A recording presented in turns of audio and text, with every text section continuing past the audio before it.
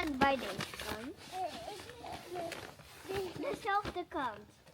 Yeah, go, put so. Ayusin mo siya, nahirapan siya. I-back mo siyang konti.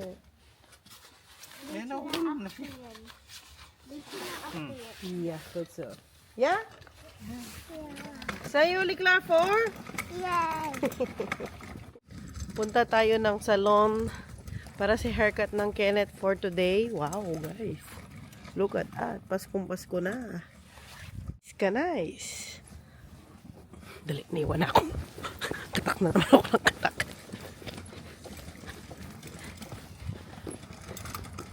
Kala mo nag-i-snow eh. Kakagising lang namin, umidlip kami. Tapos dumating na pala si Daddy, hindi namin napansin. Buti na lang hapon itong haircut ng ating Kenneth. Yung dito lang malapit sa bahay. Ano kasi pangalan na yung ano na yan? Salon, Dad? Malala? Ang haba naman. Kaya talaga.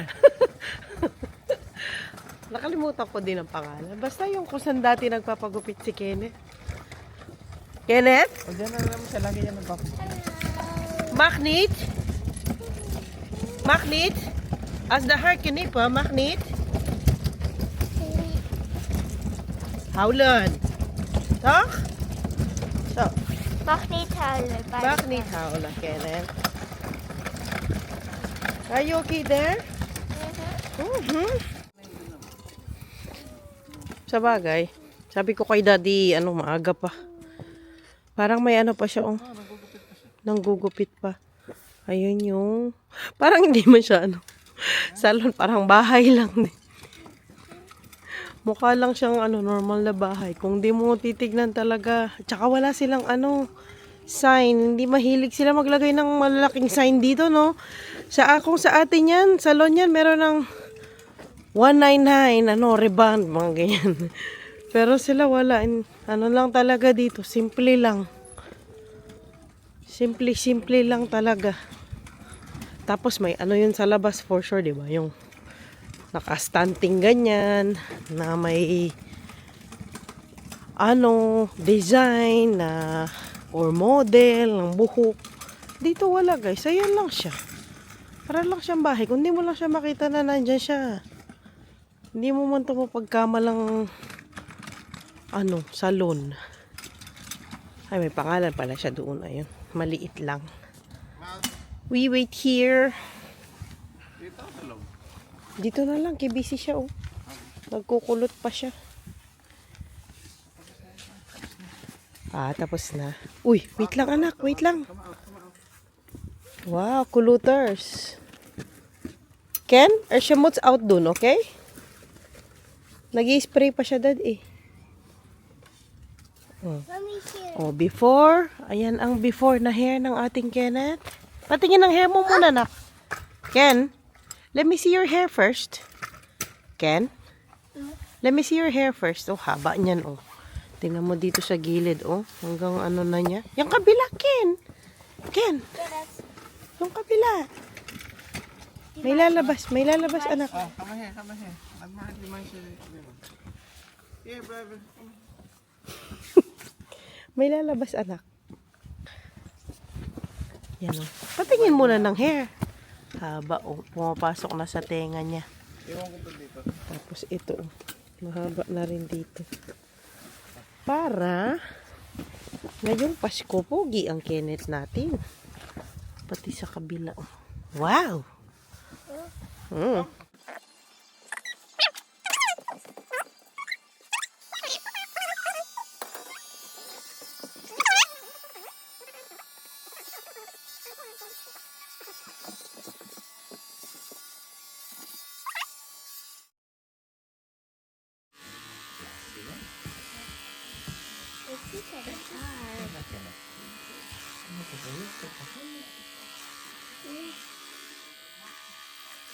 Kriwag.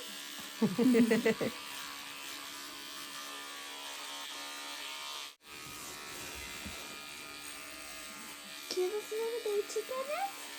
Yeah. Klein beetje. I watch it from. Wow! Bijna klaar. Hoor. Gaan we weer met de Koosje kleine. kriebel, kriebel. We gaan kijken, hè?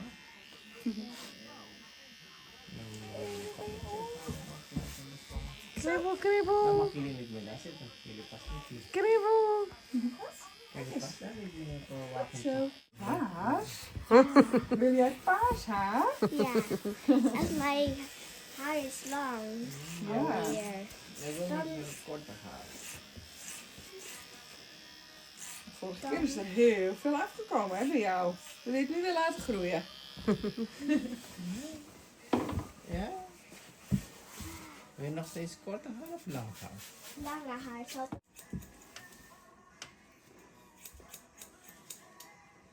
mijn haar het is nu donker. Oh, maar haar, hè? Yeah. Oh, mijn haar.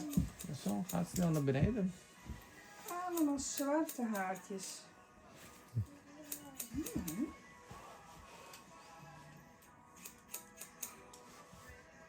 Zo ben je daar. Je krijgt kleine hartjes. Kom maar hier. Wauw. Kijk naar hem, daddy.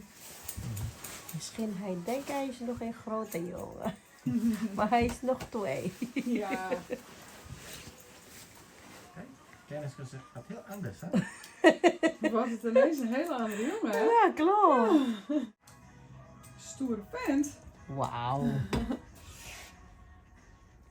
Ja, Het is gewoon normaal.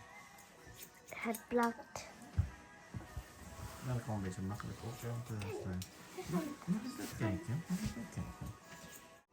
Wauw. Kijk, kom maar. Ik ga het af. This is upside down. Oh, you guys, my hair is not. Daar is hij. Veel, hè? Kriebel, kriebel. Op je kin, Ja. op je neus, overal zit haar. Dan moet even de haren gaan kennen. Welke kleur wil jij, Ken, voor je haar? Nou, weer niet. Oh, wil hij geen kleurtje? Kijk, daar staan alle kleurtjes. Wil je blauw? Ja. Blauw?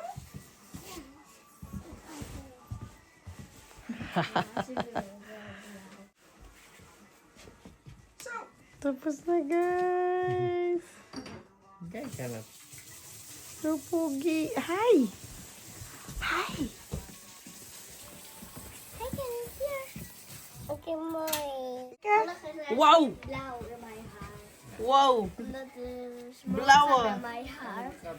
Uy, very good ang kinit natin masyado, guys. Very good yan masyado. Patingin. Uy, nakat na yung sa gilid. Patingin na. After. After. Ano, Dad? Ano? Ano nirereklamo mo? Masyado pala malaki yung sa gilid. Asaan? Patingin nga, patingin. Patingin nga, anak. Sa gilid, walang ano talaga. Kabila. Pareho lang. Parang pakalbo na naka. Wow, so pogi naman. Yes.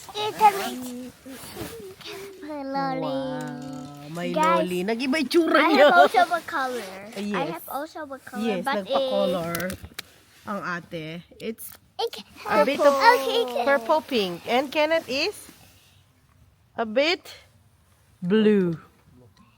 It's blue. Wow. Pogi naman yan. Nag-iba yung tsura. Pa ka, ma'am.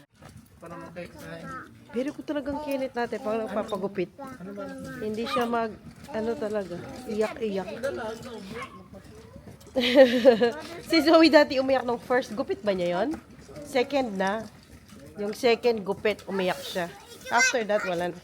May amoy yung pangkulay niya. Mga spray lang naman, pero ka-cute. Oh, nagpakulay din to kasi nainggit. Nainggit sa blue hair ng ating Kenneth. Okay, dahil siya na may mukha yung buksan.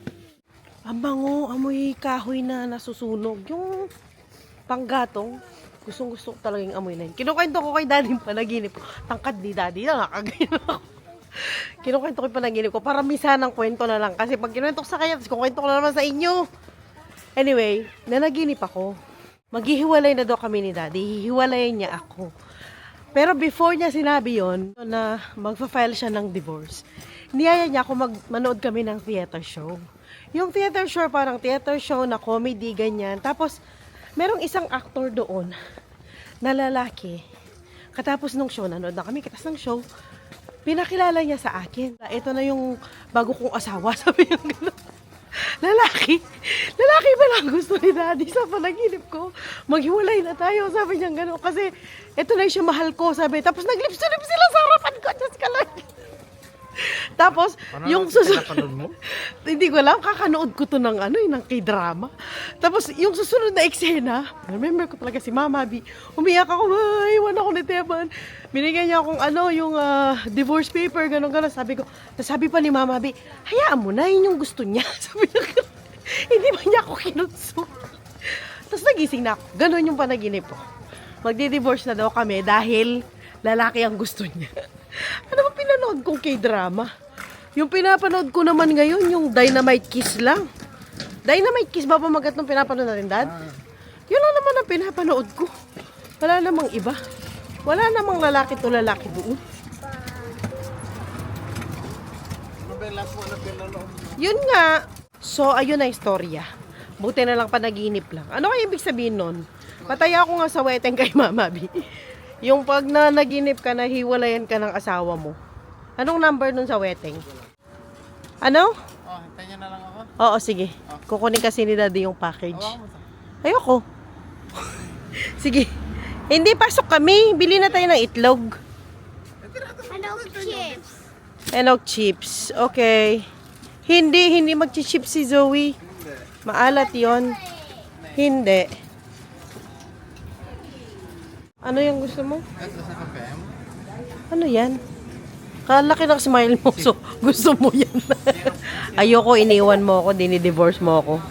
Dahil sa lalaki. Kuha tayo ng itlog. Ano yan? I have that house. Sit down. Oh, kapuki talaga ng Kenneth ko. Mukha na siyang Soja Boy. Sige po. Nakapugi mong ganyan. Binigyan siya lollipop. Wow. Mukha Soja Boy yan ah. Lollipop. Lollipop. Ano ba itong tinuturo ni Daddy? Hazelnut caramel. Ah, okay. Pero, ay, okay. Syrup. Okay. Try natin to. Coffee syrup.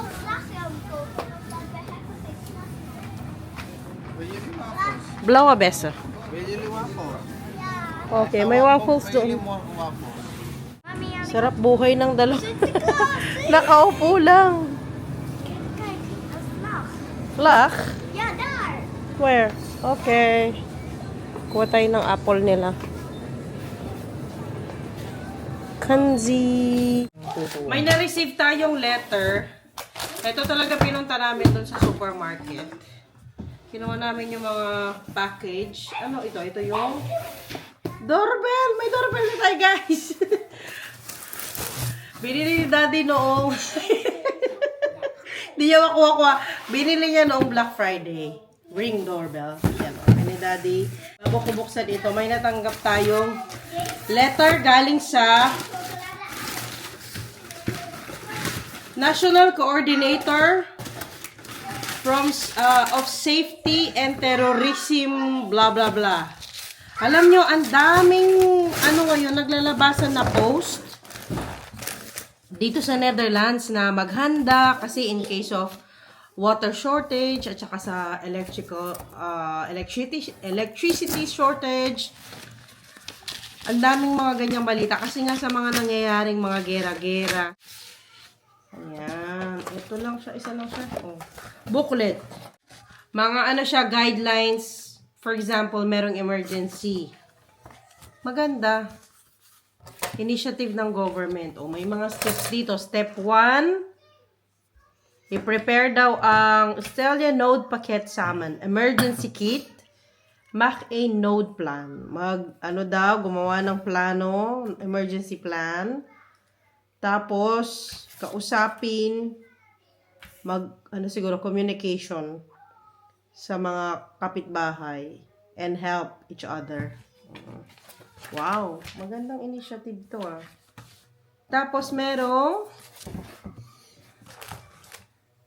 okay. Vivon here. Extra help. Isisend natin to? Oo. Anders lak, begin vandaag met jouw noodplan. Ito yung, parang may sinend silang form para sa emergency plan. Wow. Natakot tuloy ako lalo. Ang dami ko hindi mga balitang nakikita na ganito na magkakagera, magkakaano. Nakakatakot din. So, magandang initiative ito. Maganda na rin na prepared kesa sa, alam mo na yon ano man ang mangyari, prepared tayo. Marami akong tubig. Marami akong tubig na ano talaga, naka-reserve. Just in case. Wala kaming flashlight. May flashlight kami yung galing kay Waray. Yung nandun sa, ano ni Matthew. Dun sa, ano niya, birthday loot bag. And, kumusta dad? Patingin. Ito ang binili ni daddy na doorbell. Ayan, ring. Ang ganda ng kulay, dad. Kulay kahoy. Kaya mo yan, dad. Kasi papalitan niya na yung doorbell natin. Kasi laging low bat ang doorbell, hindi gumagana. Baka di ko yung masasabit ngayon sa weekend na kasi Oh, sa weekend madilim. Sa weekend mo na yung ano. Pero set up ko. Etong binili ko na to, dumating ito ng ano, kahapon. Doon nila dinala sa package point. Kasi wala pa tayo sa bahay, dumating na siya. Tapos bumili din ako ng yung panglasanya. Kung nakita ninyo ang vlog kahapon, meron tayong nakuha sa Good to Go ng panglasanya, kaya lang walang meat. So bumili ako ng meat para maluto ko yung lasagna today.